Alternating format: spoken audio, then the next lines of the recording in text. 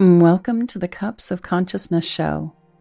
I am Aleya, your host. I'm a doctor of Oriental medicine, a sound healer, the author and founder of the 7 Cups of Consciousness. I have produced 9 sound healing albums and have recorded over 2,000 meditations online. I am an energy practitioner and help people shift their consciousness using their energetic fields. And this show is all about using your energetic fields to shift your consciousness, as well as exploring energetic concepts that help you create a more empowered and connected life. This episode is an energetic session that explores concepts, energetic practices, and protocols that are similar to a prayer, which help you transform particular aspects of your life. When you listen, recognize that some part of you is using your energetic fields to shift your vibration, which in turn shifts your consciousness, your behaviors, your beliefs, how you react and respond. You might even go into an altered state, so use caution if you're driving or doing something that requires a focused mind. With all of this work that I present, remember that it is your energy shifting you in your own unique way. That way you stay in control and empower with your process. So take a deep breath in, pull yourself into your line of light, and explore your inner terrain in a safe and supported space. Let's dive in.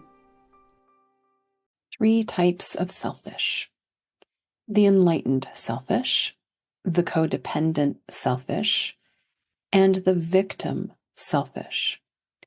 We're going to start with the victim selfish. The victim selfish is somebody who wants everyone to meet their needs, show up for them, respect them, honor them, commit to them.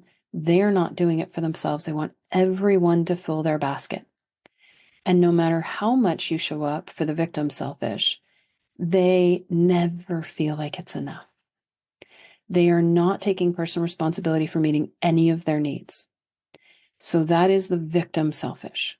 Then we have the codependent selfish, where that person is taking responsibility for meeting everyone's needs, because they think that if they meet everybody's needs, their needs will then get met. If I support you and I hold a safe space for you and I celebrate you and I encourage you and I believe in you, then you'll value me. Oh, so now you're showing up and doing something for me, but you're also then giving me responsibility for meeting one of your needs, instead of you, this codependent selfish, taking responsibility for meeting your own needs, deeply valuing your own self. And we do want to be of service, but we want to be of service in a healthy, co-creative way. So now we're going to talk about the enlightened selfish, but I'm just going to spend a little more time on the codependent selfish.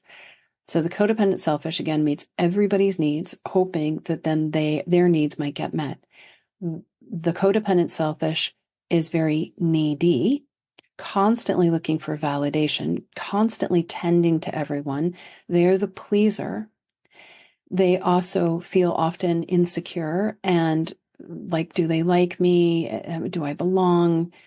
Again, codependent selfish, looking for the needs external, giving responsibility for their needs external, taking responsibility for meeting everybody's needs. That also shows up as the martyr. So that's the codependent selfish. The enlightened selfish is holding all responsibility for all of your needs deep in your core, not holding responsibility for meeting other people's needs, because the moment we take responsibility for meeting another person's needs, we are essentially saying to them, I don't think you're capable. That totally disempowers that person. Then it puts you into a place of arrogance because you don't think people are actually capable and that you're somehow more evolved than they are. Maybe you are, but it's not your job. So the enlightened selfish is, I respect myself. You don't need to respect me. I value myself. I don't need you to value me.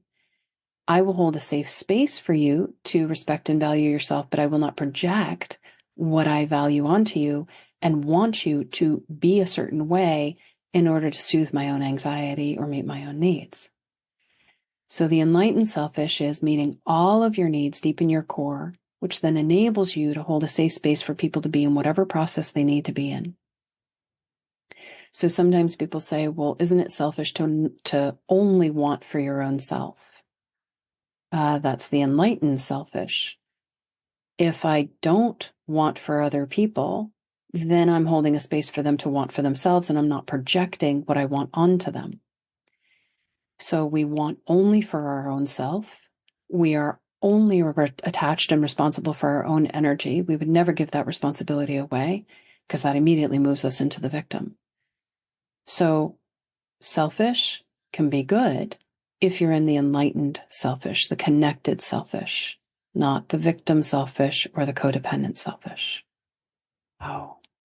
You have been listening to the Cups of Consciousness show with me, Aleya Dow. Receive a free month of the Cups of Consciousness. Go to 7cupsofconsciousness.com. When you get your free month, you will get 5 cups a week for 4 weeks. You'll also receive access to a live Tall Cup of Consciousness session. Feel free to review the show. Thank you so much for listening, and we'll see you next time. Aho.